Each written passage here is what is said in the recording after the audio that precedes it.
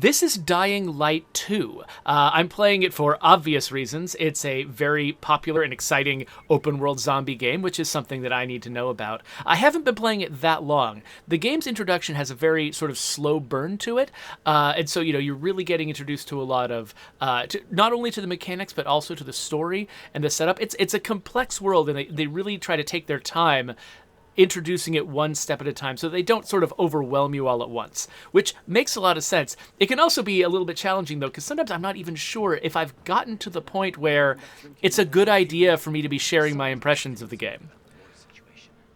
So as you can see, I'm in this big open world city. It's at least 15 years after the sort of the zombie outbreak that effectively destroyed the world. The first Dying Light was set in an isolated city, which was one of the only places that was infected.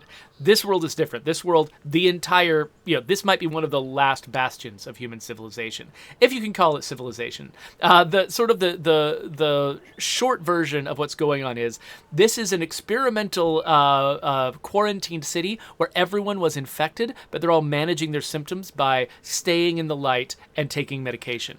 And so I am among them. I got infected early on in the story, and I am also trying to manage my infection. I have to, right now it's daytime, so as long as I stay outside, I'm fine. But if I spend a lot of time indoors without UV lights, or once night falls, I become vulnerable to dying of the infection. So you see, it is an open world. I can look at the map here. I'm not sure if this is the entire map. I imagine it's probably, there's a whole bunch of map. I haven't even looked over here yet. There's a whole bunch of map I haven't explored yet. So this is the first area that you're sort of meant to get used to. I'm sitting here looking around. You can see there's some question marks on the map. You've got this surveying ability, which I kind of like, where you have to sort of look around. You can kind of tell where there's missing information, and you can fill it in by zooming in on it and looking at it. And they do a lot of communication through actually try to look at the real world. They take a lot of their most important landmarks and make them tall. A lot of your most important locations that you're trying to sort of claim and target are these windmills. And so they deliberately make them extremely tall and animated in the environment so you can tell where you're trying to go. In fact, I think one of the first things that I want to do this session is go and claim a windmill. I've already claimed this windmill, but I want to go down here and claim this windmill. So let me mark it. So now it's marked. And so all I need to do is go climb that windmill and sort of activate it, and it will become a potential safe haven for me. So this game is about mobility. It's about parkour. So the zombies and other hostiles tend to congregate on the ground most often, though there are exceptions. And so your best strategy for avoiding conflict and avoiding, death, is to stick to the rooftops. So your eyes are always sort of paying attention to routes that you can take without touching the ground. Oh yeah, so the game just told me that there's a container, an upgrade nearby. Unfortunately, I hear that line all the time. I've never actually been able to use it to find one. So, I've got a bunch of things that I need to still learn about this game. But hopefully I know enough to make this interesting. But yeah, this is very early in my playthrough. There's a lot of information I'm missing and a lot of experiences I haven't had yet. Smells delicious. So Senior Sausage asked me, what are my overall impressions of the game so far? So far I'm really enjoying myself. I really... I appreciate the slow burn that they took, sort of introducing me to the world, letting me sort of discover each aspect of it one at a time, though that can have a cost. It was good for me, but I already sort of posted on Twitter. By the way, I feel like my audio just ducked out. What's going on? Oh, weird. Is this a bug or is something wrong with my hardware setup? I'm getting zero audio. Huh, how strange. Okay, I'm getting audio from the dashboard, but not from the game. Huh. It's like I broke the sound. I wonder if there's a way that I can fix that. We had a really similar problem in State of Decay, too, soon after release. And so, yeah, everything is turned up to the max. Yeah, and I'm hearing occasional little pops. Oh, that's strange. Huh. Okay, you know what? Here's what we're going to do. we're going to still go to that windmill and silently climb that windmill. And then after that, we'll take a break and I'll see if restarting the game fixes the audio problem. That's fascinating. So I just ran right by a little sort of ambient side quest. The game is full of these ambient side quests. Actually, I should just answer. I should finish answering Sausage's question. So my impression of how this game is to start is actually really good. However, on Twitter, I posted a video from One Hand Mostly, who is a disabled player, and he pointed out that because the game is such a slow burn, he actually was forced to make a decision about whether or not to refund the game. Because he often has to refund games because he finds them, because they're just unplayable for him. So he had to make a decision about whether or not to refund the game too early, like before he was able to really experience the full game and understand whether or not he was going to be able to play it. He had to make a call about whether or not he was going to be able to play it, because he hadn't seen the whole thing yet, because the game starts so slow. So that can be good for some people and not great for other people, but I've appreciated it from my perspective. I think it's been good for my experience, even though it's a mixed bag across the board. But yeah, the parkour feels really good. Jump is on the right bumper, which is hard to get used to, but there's a reason for that. Being able to turn and face which way you want to go is actually really important for a sort of exacting parkour game like this. One thing that I've noticed in the UX that's really interesting here. So again, I'm so far I'm enjoying myself. I'm reserving judgment though, because there's still so much of the game I've yet to discover.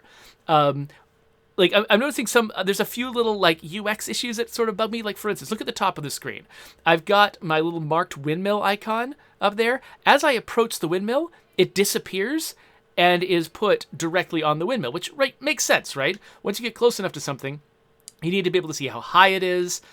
There's a lot of stuff you want to see about it, but the fact that it disappears, like I've been tracking it in my radar across the top of the screen, and then it vanishes from the place I've been following it, makes it kind of difficult for me to find it again. And so sometimes that will bother me. By the way, let me point something out in here. So you'll notice inside this building, there are, can I see them? Oh, dang, this building doesn't have them. So during the day, usually buildings like this will be full of zombies, and so you can't go inside during the day. You have to wait till nighttime when all the zombies come out, and then you can go inside, which is a really fascinating way for the game to work. I'm pretty impressed with that. That basically, because one thing we struggle with in State of Decay 2 is the fact that the game does change at night. It gets a little harder to play at night, but we don't really incentivize you to play at night. So a lot of players are like, can I just turn off nighttime? Can I just not have night? Because there isn't a reason why they would want night.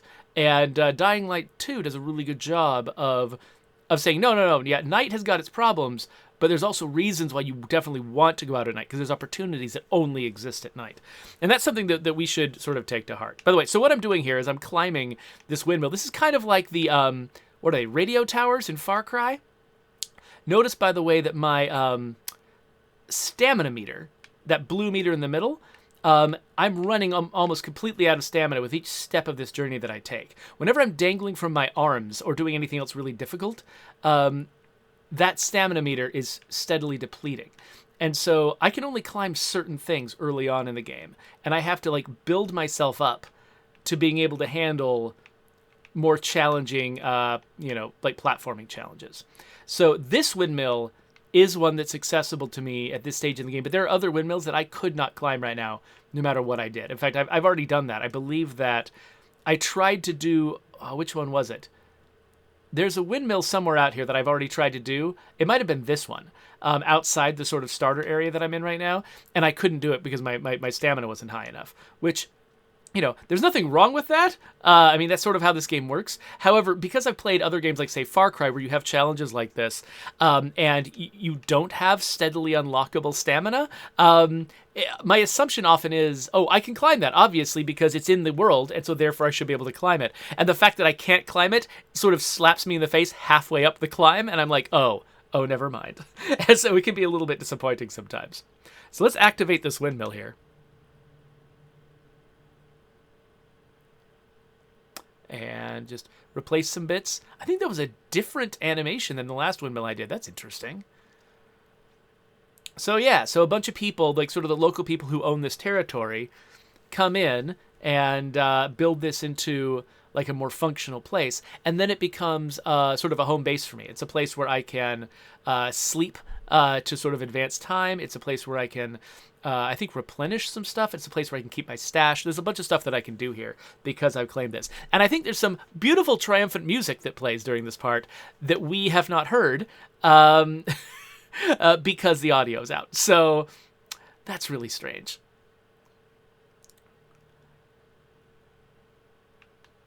All right, so yeah, so let's look at this map now. So now the windmill is green, and they've also unlocked some additional structures out here, which are more places that I can go when I need to sort of try to find some kind of safety during the day. So these other icons, this right here, this is a military convoy. Apparently, yeah, you can get like some really nice equipment there, but it is full of nasty looking monsters that I don't even know how to fight. So I've been avoiding those for now until I'm a little bit more confident. These blue ones, these are places where you can get some really good loot at night. So right now these areas are completely packed with zombies, but at night the zombies will come out, and if I can get past the zombies on the streets, then I can get in here and get some of this stuff. So I might try that later on at night. But for right now, actually, well, what I should do right now is probably quit the game and come back to try to fix the audio problem. How long have I been streaming this? Like, I don't know, like 15 minutes max. So this doesn't feel like a full episode, just watching me climb a windmill. So maybe what I'll do is I'll go out and come back, and I'll try to cover it up later on in the YouTube video through the magic of editing. So, all right, the audio is definitely back now. All these people around me are just talking over each other, so hopefully you can hear me okay. But definitely the world feels a lot more alive when you can hear it, which is really nice. It is really kind of cool how they've sort of populated this world with people who feel like they're doing things, they're having problems, they're talking about stuff that's relevant. Like, it doesn't just feel like they're sort of like filling space in the world. It really feels like they've put some effort into trying to make the people feel like people. Now, Dr. Lackenstein, while we were dealing with the audio problem, says, the game looks good and interesting, but not my shtick. State of Decay 2 is more to my liking. That's completely valid, right? Like, I mean, you know, people... The reason why there are multiple games is because people like different things, and they're looking for different things from games. For me, personally, the stress of this game actually kind of gets to me. Like, the fact that I feel so vulnerable all the time. I'm constantly doing precarious things, jumping over gaps that I could fall to my death from.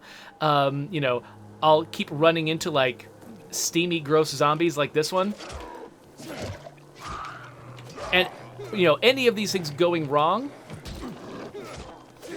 could be deadly for me and sort of mess up my day. Woo! Oh, thought he was going to fall off the roof. And so I feel like, you know, this game is highly immersive, but because it's so immersive, that actually makes it more... Oh, I just hit the wrong button. That actually makes it more difficult for me to play. I tend to play this game in short bursts, and, you know, and I don't really... You know, it's like I have to take breaks, regular breaks from this game. Whereas, you know, I can play State of Decay 2 for much longer without a break. So I just... shoved all these guys against these spikes. Because they don't really stick to the spikes, it's harder to tell that that's why they died. There are certain places where the game feels like it doesn't quite give you exactly the right feedback, exactly what you're sort of expecting from playing other games. But I have heard that the developers have sort of acknowledged a few of those cases and said that they're going to be, you know, supporting this game for a long time and working on sort of smoothing over some of those rough edges. So, learning to gauge what you can reach and what you can't is kind of interesting. I mean, right now I'm kind of moving around purposelessly because I'm trying to sort of, like, establish what the moment-to-moment gameplay is really like. You know, there's just a lot of sort of meticulous jumping around that you do. Are these nice guys or mean guys? Nice-ish guys? Okay, I think those are the Peacekeepers. They're a faction here that might or might not end up being friendly, but for right now, they're not attacking me, so that's all right. But yeah, so, you know, this game definitely does not have to be for everybody. If you're into these sort of, like, very intense immersive experiences, this game will give them to you. But if you're looking for something that maybe doesn't make you feel like you're really in danger of being killed or falling to your death, that's totally cool. That's actually how I am.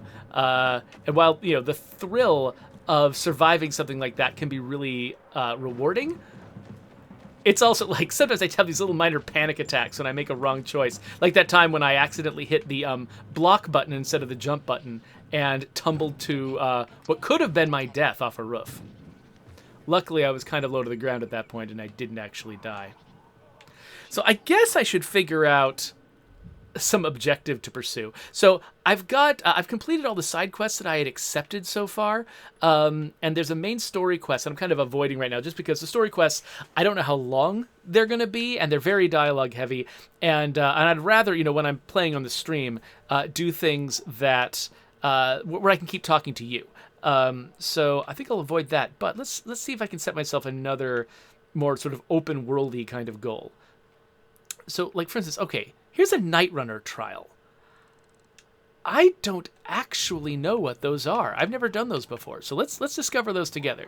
So I'm using the radar. Oh, wait a minute. Before I go after that, though, I see there's a blue icon on my radar. Something is going on that needs my attention. So let me just avoid these enemies.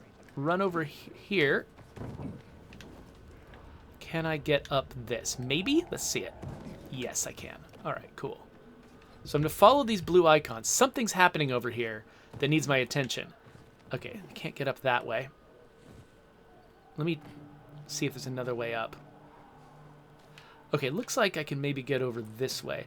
I kind of like solving these problems. I really sort of... I've got a lot of positive old memories of Mirror's Edge, and this game sort of gives me a lot of those same vibes. Hello, everyone. Oh, are you bad guys? Okay, so this is actually a good way to illustrate. This is a good kind of group. Oh, whoa! He did a move I was not expecting.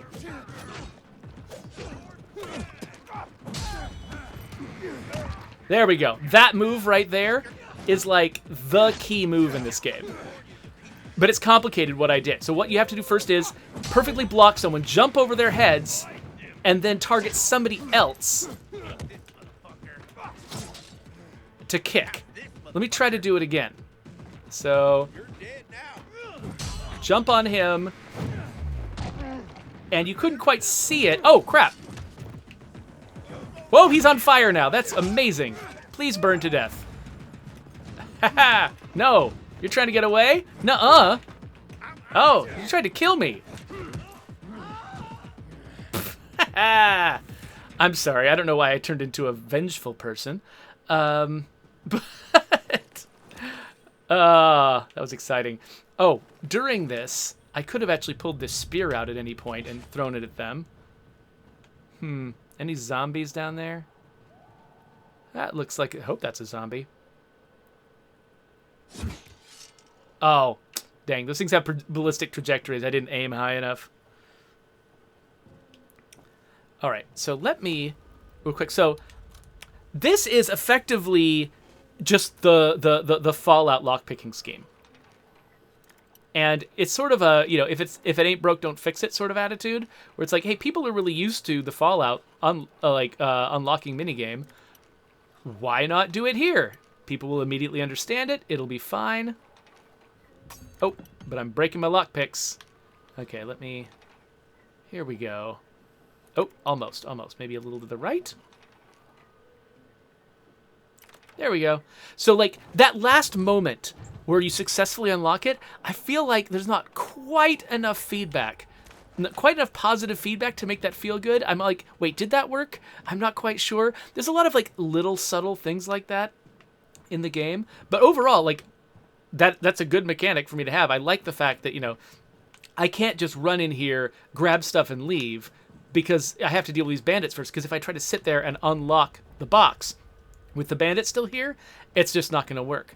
And so I think it's a really good choice of mechanic, but yeah, it's got its problems. You know, it's hard to get something like that right because it's very easy for a mini game like that to feel like a needless annoyance instead of feeling like a clever idea. But I think this one works. It feels like, yeah, it was a clever choice. Okay, so you'll notice this windmill, which is, where is this windmill? This might be the one that I failed before. I think the reason, it might be red on my map because I can't do it yet. You'll notice I have to basically jump to this, and then jump to this moving thing, and then jump to that probably, and then jump to that. Like, I'm out of stamina by that point, and so I physically cannot climb this windmill yet. Eventually, I should be able to, but but I'm not sure exactly how many upgrades I'm gonna have to find to get it, and unfortunately, the game has told me what I'm looking for to get upgrades. I'm looking for more inhibitors, which are like these injections that you use to sort of slow down the zombie plague and let you keep your strength. Basically, it's saying that you already had all this strength.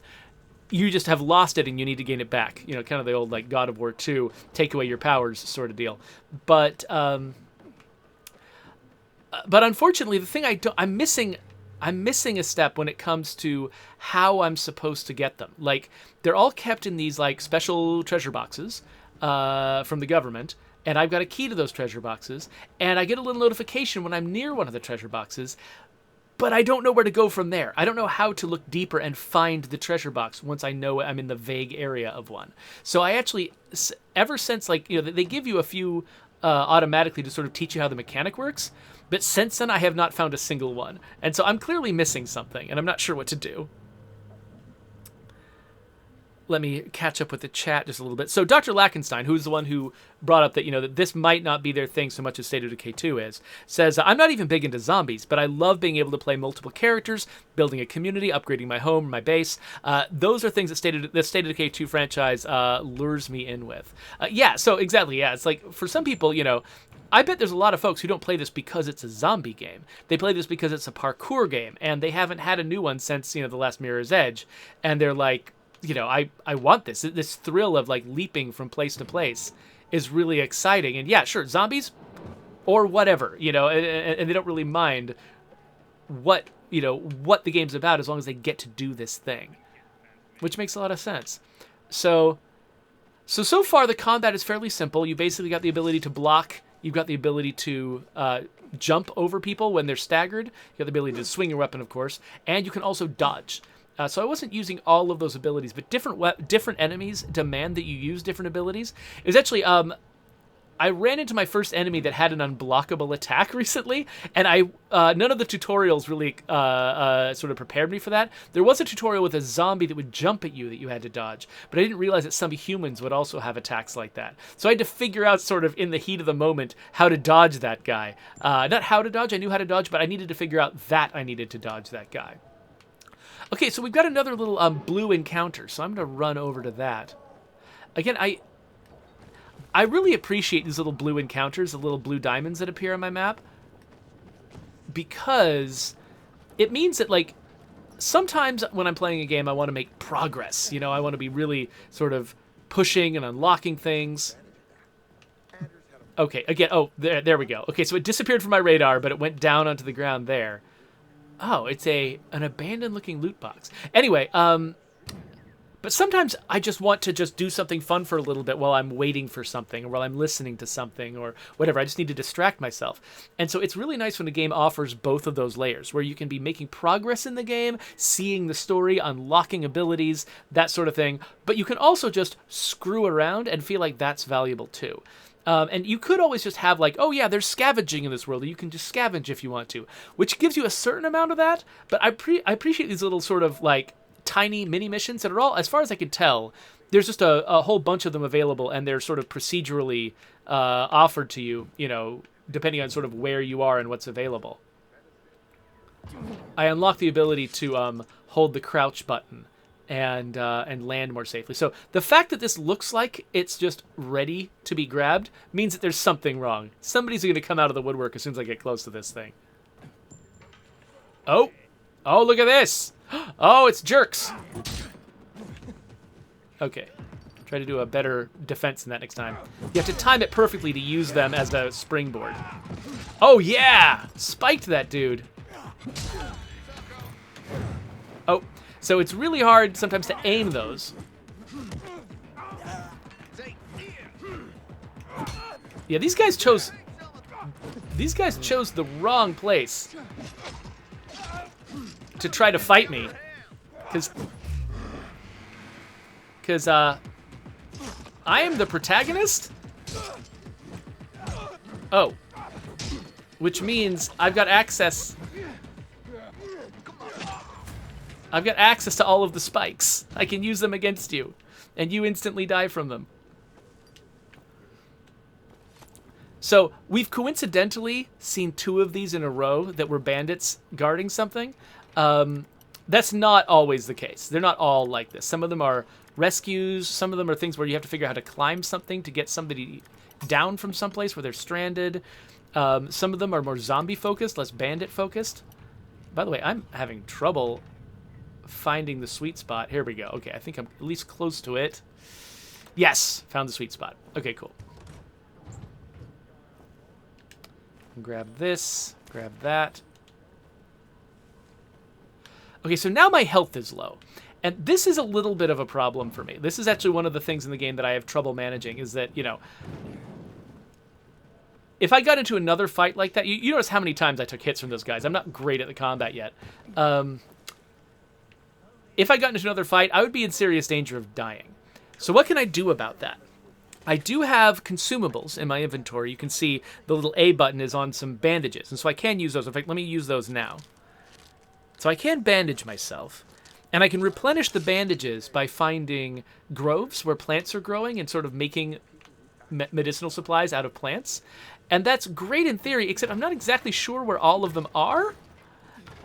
And so I'm usually just sort of like, it takes luck for me to find them. Like, is this one? No, it's got bandits, but it does. Okay, no, it does. You can see these little tiny pips here. It does have stuff I can scavenge. But I don't think any of it is medical supplies. However, one thing they do have is a spear. Ha ha! Almost an instant kill, not bad. That's a kill.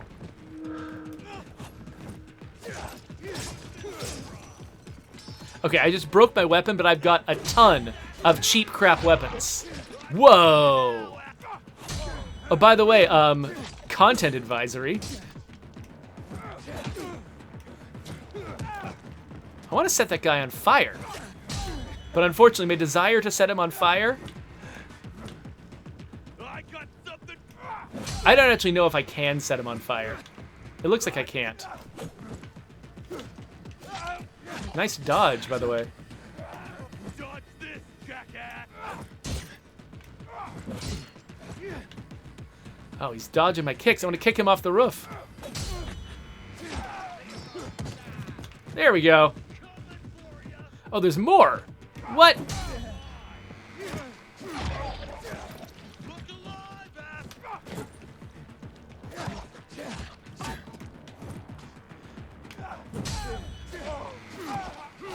So I'm getting better and better at this, which is good.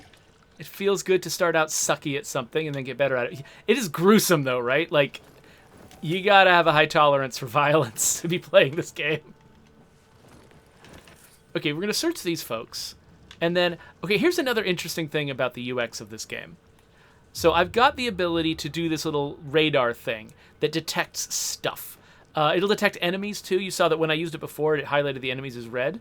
And so it sort of makes these pips appear. Whenever I'm in an area where I think there might be stuff, I find myself triggering it again and again, because they deliberately make it not last forever, because, you know, they don't want to sort of be cluttering up the screen with all of this stuff. But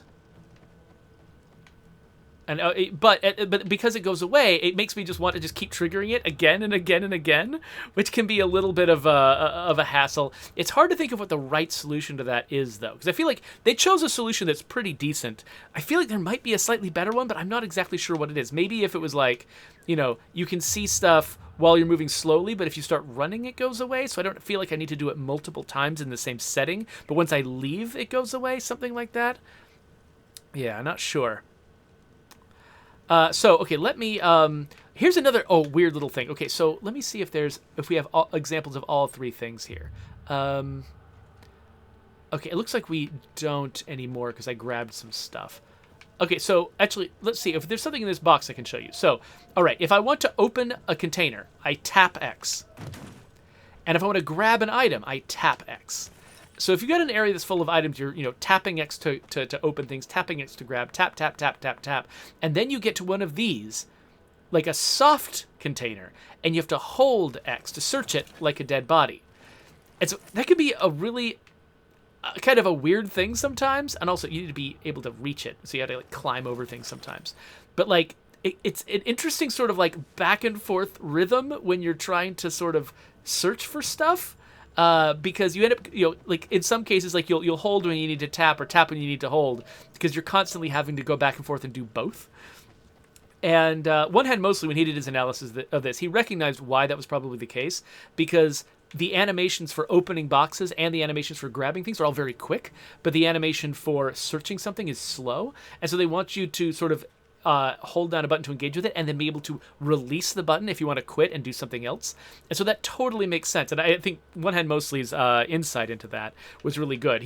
By the way, he's a good follow if you he's on YouTube if you want to check him out. Really good perspective on. He plays games with one hand and voice commands, and it's really impressive the stuff he's able to pull off. And his perspective on accessibility is really good. But yeah, so that was an insightful thing that he called out about it. But I think that he's right. That's probably why it is that way. And so it's weird to me as a player, but at the same time, there's a lot of cases you run into as both as a player and as a game developer where something that's in your game is weird, but all the alternatives you can think of are worse. So you're like, yep, okay, this is a weird part, sorry. And you just kind of go with it. Okay, so how long have I been streaming now? It's been like half an hour probably total. So maybe I've done enough for sort of one episode. So here's what I want to do. So I've given you kind of a primer for like how this game works, how combat works, how parkour works, how searching and scavenging works. Maybe what I should do is wrap up this episode as being sort of like, me exploring things in the day. And then maybe let's do an episode where I get into nighttime and I try some things I've never tried at night. Oh, wait, no, I forgot. Before I do that, I targeted this one challenge and I forgot about it. This Night Runner trial. Let's do a Night Runner trial because I don't know what those are. And after we've done the Night Runner trial, then we'll go to nighttime and try some things at night that I've never done before. So I'm assuming this is going to be some kind of parkour challenge, but let's see how it works. Here we go. So this says, it's about general parkour proficiency. I need to stay on the rooftops, use parkour helpers, which I guess are just, other things in the environment I can run on, and go from checkpoint to checkpoint. Okay, sure. Let's tap the button and see what happens. All right, so there's different levels of achievement that I can do, and I'll earn like parkour experience for this. So, all right, that's great. We'll get it started. So one thing I don't know is whether this is like, okay, I don't know if this is actually a good idea here, going this way. I don't know whether this is just the way the world is always shaped or if they added some of these features just for this challenge. Okay.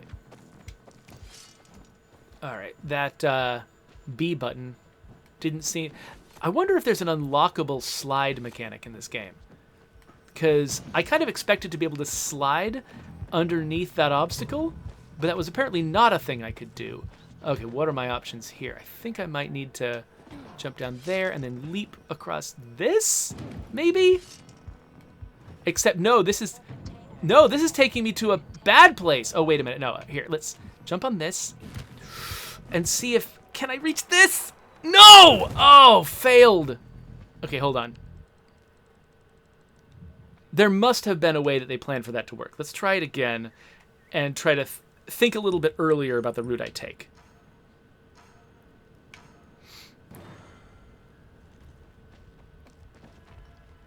Okay, I'm going to go around that this time because I think that's probably better. I still think this route is probably okay. Yeah, it feels like that's what they intended me to do. And again, so like, okay, that kind of worked.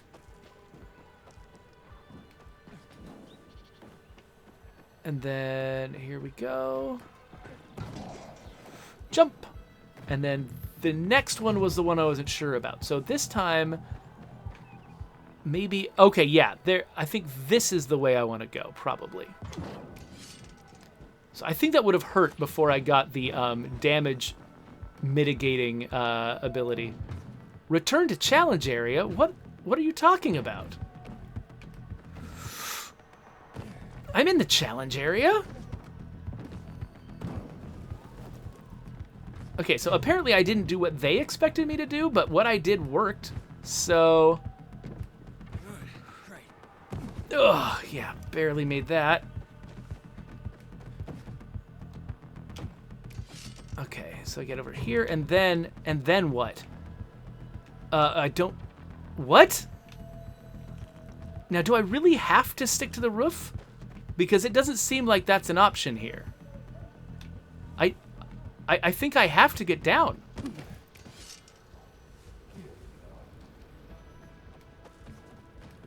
And if I'd made that decision more quickly, I probably would have cost myself less time, but yeah. Okay, so I think they were just saying maybe stick to the rooftops was just advice. Maybe they're like, you know, these are planned so that the faster route tends to be on the rooftops, but I'm not actually required. I assumed I was required to stick to the rooftops. So yeah, I did not get the gold, obviously, but that's, you know, to be expected when I'm still figuring it out and I'm stopping to guess what I'm supposed to do. Oh, crap! That went really poorly. Pfft, okay, well. I guess I don't know what to do to recover from this. I might have to restart, but that'll be kind of frustrating if I have to restart. Because I'll have to do all the stuff that I already know how to do. Okay, so I think I am supposed to jump across these. But I think I just sort of... Okay, how is that supposed to work? It feels really clear that this is what I'm supposed to be doing, but... I tried to... Okay, I've failed. Oh, are they going to teleport me back? Dang it! No! No, I wanted to spend some more time figuring that one out. Oh, that's very frustrating. All right. Let's try this again. So now I'm thinking I should have made this its own video because I might end up spending a lot of time figuring it out.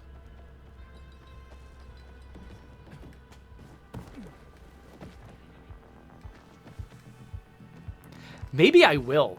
Maybe I'll try to edit this into a separate video if it takes too long. We'll have to see what I do. Oh, I forgot what I was doing. Ah, well, actually, that might have even been quicker than what I was doing before.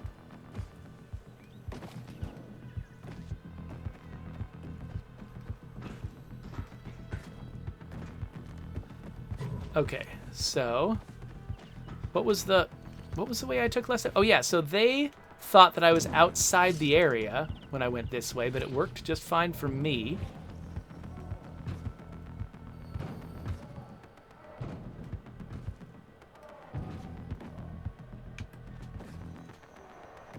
Although you have an impressive amount of air control. Oh, dang it! I didn't quite jump at the right time. Oh, come on. And sometimes if you miss a jump, you'll end up grabbing a little bit lower down and actually having a harder time getting back to where you were because you don't fall all the way down. You fall and grab a lower ledge. Okay, so this time I'm not going to sit here and, like, hem and haw. I'm just going to keep going. Get back up when I can. This thing sounds like it's going to fall. And was it the next one that was a problem?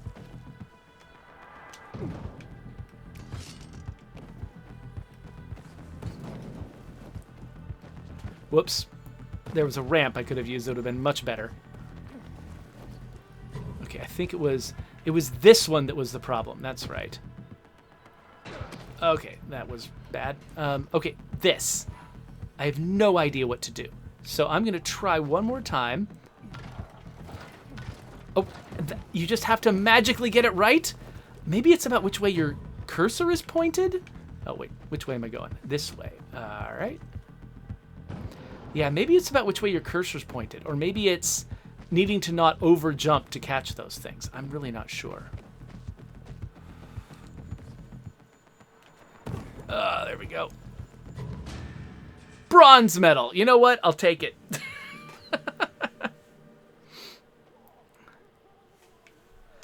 So wait a minute. Bronze medal? Okay, so if I did it... Okay, that's right. So if I did it in 2, then I would get gold. If I did it in 210, I'd get silver. But I did it in more than that, so I got bronze. That's fine. That's good. Hey, I'm happy that I was able to do it at all. And it could easily be that some of what I was missing was, like, unlocking new abilities or something like that. It could be if I take this later on in the game, I'll be able to do a better job. Hard to be sure about that. But, okay, but yeah, so I'm not going to try to edit it into a second video because we did get through it just fast enough for it to be kind of within the usual length of my videos. So I think we've got a good overview of sort of the user experience of this game, how the parkour feels, how the combat feels at a very basic level. Again, I have not really contended with the high-level zombies yet. I have never used a ranged weapon. There's a lot of the story I haven't explored, and I've barely gotten into sort of crafting and dealing with sort of weapons and things like that. So there's so much that is still left to learn about this game. I'm hoping I can do multiple videos going forward. So let's wrap this video up, but then let's make another one right on its heels that's about what it's like at nighttime. So yeah, let me catch up with the chat real quick, make sure that I haven't missed anything critical. Oh, so Sarah says, just have some ferals chasing you for added motivation. That actually is a mechanic in this game. I've only done the tutorial of it one time, but basically there's a screamer type enemy. I think they call them howlers. That if one of them sees you, they don't just attract nearby enemies, they actually trigger an entire mechanic, which is a chase. And so basically there's a bunch of zombies now that know exactly where you are, and you have to run. And you're going to get overwhelmed if you try to stop and fight them. There's an infinite number of them, whatever. You have to run to a safe place. And so you end up needing to just use sort of, to improvise with all of your, excuse me, improvise with all of your parkour abilities, not to follow a specific path like that challenge just had me do, but just to improvise any path you can to get where you need to go, which is actually a really great way to test your parkour abilities. So yeah, I think that's a great idea, Sarah, and they did too, because they implemented it. So awesome. Anyway, if you're watching this later on YouTube, here's a subscribe button. I'll stick the video I'm about to make right now about nighttime stuff right here. Hopefully I don't just get myself killed. We'll have to see how it goes.